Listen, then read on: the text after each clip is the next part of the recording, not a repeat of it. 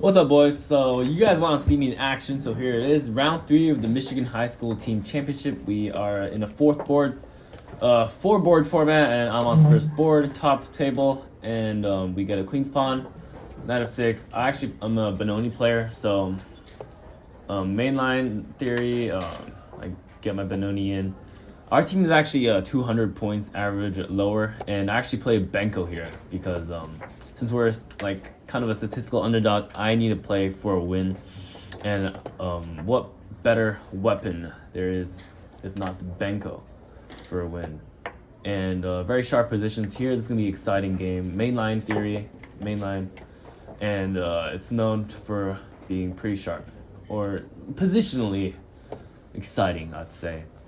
And this is all common theory. He of course knows this very well. I also know this very well. Played this hundreds of times. First like 11 moves are basically like theory. And here I'm finkettling the bishop. If you're new to the Benko, the idea is to get pressure on the queen side with the bishop staring at b2, and also later getting the rooks there, queens there, knights on the queen side. And here I actually play a queen c8 idea. This is pretty cool little trap here. If white just plays normally, my opponent doesn't really know this and he thinks for a while. And the idea is if white plays normally, you'll see in the game, it's not so easy for white. And black basically equalizes, and if not, is probably, I'd say, slightly better. And yeah, this is the idea. G3, queen h6, queen h3, sorry. And basically my queen's pretty annoying on the queen side, on the king side, and of course white wants to trade it. Like, having a queen so close to your king is quite uncomfortable, and white players usually trade. And this just gives black a slight advantage because the queens are off, light squares are pretty weak. I get my knight in. As you can see, knight b4, maybe knight d3 could be an idea. And here just I get queenside pressure, the squares are pretty weak, and no queens.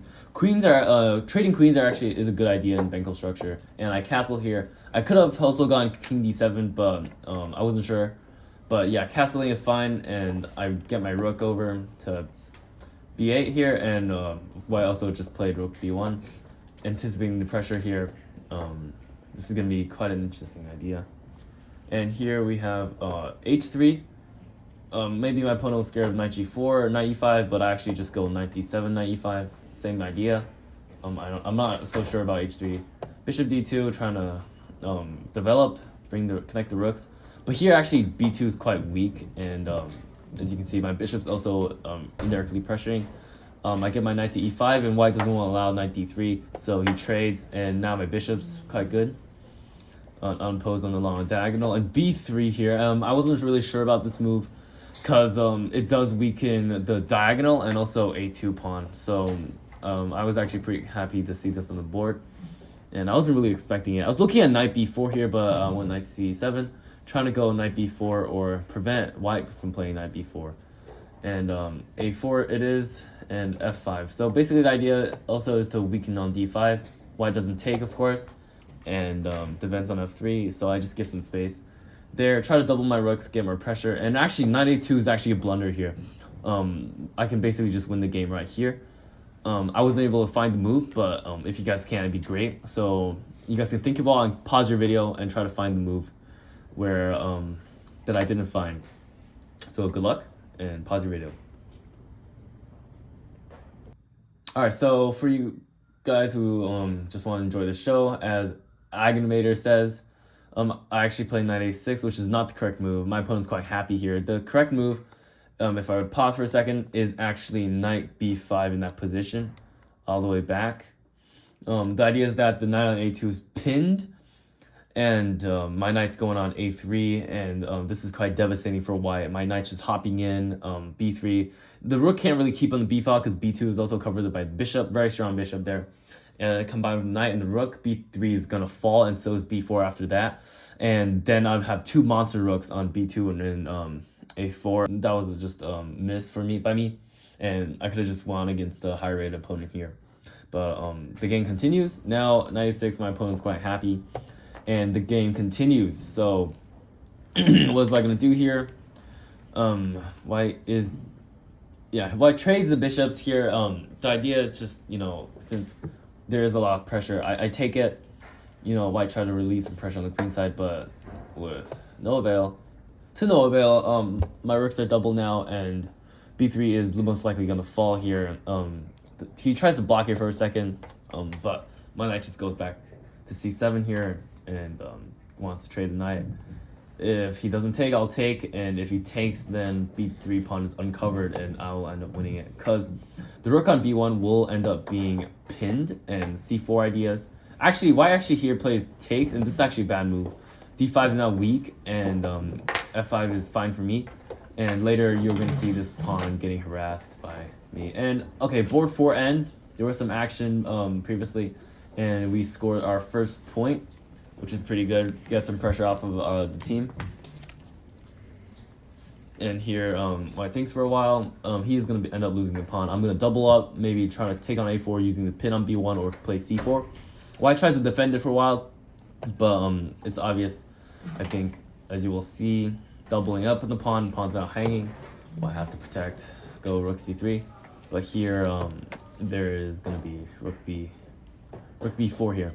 And c4 is coming. I could even take on a4 because the rook on b1's hanging.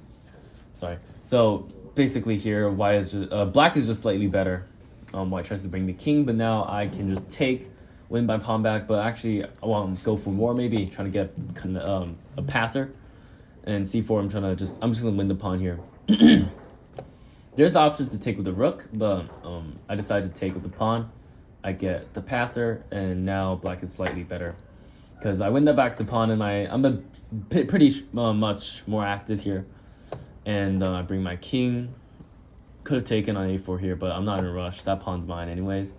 And white pushes the pawn, so basically urging me to take it because I don't want to allow it all the way down. So I try to take it, but this allows some trades. And the resulting endgame, you will see. White it's going to take, and I'm going to take here. Now d5 will be a weak pawn. So although the engine was going to say zeros to you, I think this is slightly better for black because look at white's rook. I mean, he's defending passively, and my king. I bring my king, and there is a pawn structure imbalance here, and white is slightly more passive. So this is a pretty good grounds for outmaneuver, maybe outplaying here, although it's draw. But the human error is a thing, and a lot of things could happen. And here a lot of action happens on board 2. My teammate actually wins. So this brings us to 2-0, and now this basically is pretty good for us. If I could somehow lose the game and board 3 would somehow lose the game, then it'd be draw. But it's not gonna happen. I'm not gonna lose this position, and if anyone's gonna win, it's me. So this brings our team in a pretty good position. And now you see board 3. Board 3 just drew, and here this game doesn't matter anymore because since board 3 drew, we are 2.5 out of 0.5, and as long as I can even lose this game, it wouldn't matter. I'm now just probing a little bit, trying to get something, making his pawn move, trying to grind out this end game. This game really doesn't matter because if I lose, our team would still take home the match. But I want some extra rating. This guy's 2,000, so I'm trying to get some rating points. And yeah, just keep playing. I can't lose this game, so there's no risk. So I can just play on, try to win. And as you can see, I'm trying to get. I got some activity here. The rook's in good position, but there's no clear break. Maybe the plan is king g6, and then maybe h5 and try to get into g4. But g3 isn't necessarily weak. There's 2 pieces getting it, and I can't really get my rook around to attack that. So I go h5. I lock down the king side. Sorry, and we shuffle around for a little bit. Sorry for my water bottle in the way, and shuffle around. I'm trying to think of a plan here, and I play e5. This is about the only break in the position, and guarantees me some imbalance. We're gonna see some action here very soon, because I do have a passed pawn, and white does not. But again, this should be a draw with correct play. And this is actually a good moment where you can calculate if rook e4 is winning for me. I thought for a long time this was completely not necessary because white is not going to take. Not going to risk an endgame. So of course, yeah, my opponent very fast plays moves the rook to a3, and you know that was all for nothing. I calculated for like 3 minutes here. Yeah, but yeah, I check. you know, I'm trying to push the pawn, maybe activate my king to a better square. But my opponent thinks for a little bit here. This is still zeros. And I think I have good chances here since there is a big imbalance. Move my rook out of the way. And white has an idea of going rook a1 and then hooking back to rook a, sorry, rook a, rook h8, and hooking back my pawns. But I actually thought about this, and I have an idea of going king. I first check a little bit for some time, maybe some repetition, repeating some moves for increment. And my idea is actually to go king d5 and get my king into white's camp and try to threaten mate along with winning some pawns. As you're gonna see, this is what will happen in the game, and a lot of action here. I move my king over, and white brings the rook over to hook me. I get some checks in to repeat for some time, and of course I'm not gonna repeat. I mean, I can always have that in the bag. I can just repeat the moves and make a draw if things get too scary for me. But of course I'm not gonna do that. I'm gonna try to win. And here I think for a while and just completely go for it. King e4. And the idea is to go check, and then when the king gets on the back rank, white doesn't quite allow it. But when the king gets on the back rank, I can maybe threaten some mate along with winning the pawn on g3. And white doesn't quite allow that. He checks I have to go back, and we'll see how this goes. Rook a8, rook h8, sorry. Hooking the pawn again. And I can't really, I have to. Actually, if white checked, I could have gone d4, but here we have some action here. As you can see, this happens, and my king is quite active. It doesn't matter that I'm going to drop some pawns. I threaten mate, force the king to further from the pawns, and now I try to grab the pawns. And maybe we have some ideas here. Again, and white takes, and although I'm down a pawn right now, my king's so active. The king's literally on the back rank. White's king is on the back rank, and I have good chances here. But white tries to take my pawn and pushes the pawn. I'm still down a pawn right now, but I am gonna win it back. But yeah, white can simplify, and this endgame is this of course draw. And after taking these, there's nothing on the board, just rooks, and it's draw. He's 2000 rated. He's not gonna hang his rook, so we just make the draw, and the game's over. This is a very crazy game. I actually ended up missing the move. He points it out, as you can see.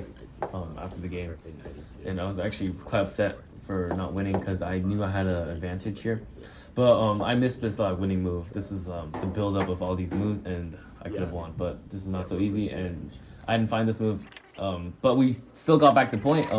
This is round 3, we won, and this brings up for the finals against Okamo's High School. So I'll see you guys in the next one.